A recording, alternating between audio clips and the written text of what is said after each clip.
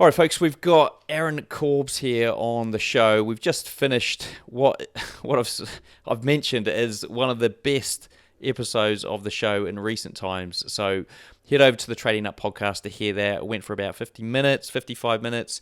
Aaron drops not just some technical analysis trading gems, but also one of the best psychological trading mindset bits of advice, tip, call it what you want, hack that I've heard on the show, and that's over 200 episodes. So guys, go and check that out. Links below the video if you're on the YouTube channel. Today we're going to walk through one of his volume profile trading opportunities of recent times, and bearing in mind that the market is extremely volatile at the moment. This is the SP 500, and we've had this massive drop in recent days, weeks. This is my first day of isolation in lockdown in New Zealand. So over to you, Aaron. Thanks for coming on the show. Yeah, big time. Thank you for being so generous with your words. What we're looking at here is the S&P 500, like Cam just said, and we had to go back a couple days to find just a clear setup that was not as murky. To his point, everything right now is gone nuts, specifically with the products that I'm looking for. And so this is going back just a couple of days. This is looking on Friday. Okay, but here's the setup that we have. And I'll walk through it very briefly, but this is one that you can start finding immediately.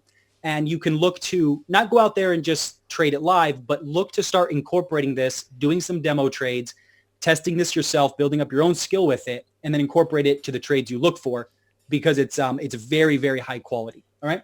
So the way that this trade works, and this is data that's been back tested a little over 2,000 days, understanding that there's around 250 trading days a year, this is bringing in years worth of data.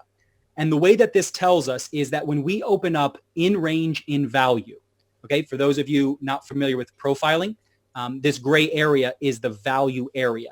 Everything outside of that would be just the rest of the profile. And this is where 70% of all the trades happen. So if we were to open and we were to be up here, well, we opened up in range, but we were not in value. So this trade does not set up. If we were to open up, let's say up here, where we opened out of range, again, this trade does not set up. It has to be an open in range in value. Okay. So once we have that, the way that the data tells us is when we open in range in value, there's a very high percentage of this, over 90% chance that we're going to revisit the previous point of control, which would have been this pink line running straight through. All right. So that's the information. And here's how we trade it.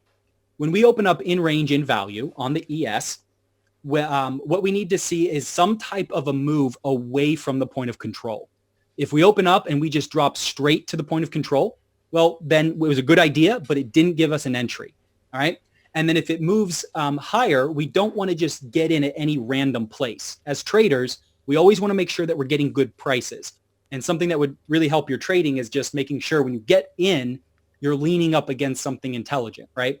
So in this case, we opened in range in value. We chopped around for a little bit, tested slightly lower, and then we moved higher, testing the value area high of the previous day. We tested it. We held inside of value. This right here would have been a beautiful spot if you're looking to trade this to hit the shorts, okay? Hit the shorts. If we kept drifting higher, then you could have used a discretionary stop to take it off and then look for an additional area to get in on. This one held perfectly, so this would have just been one and done here. But the target would be the naked point of control, which in this case would have been down here.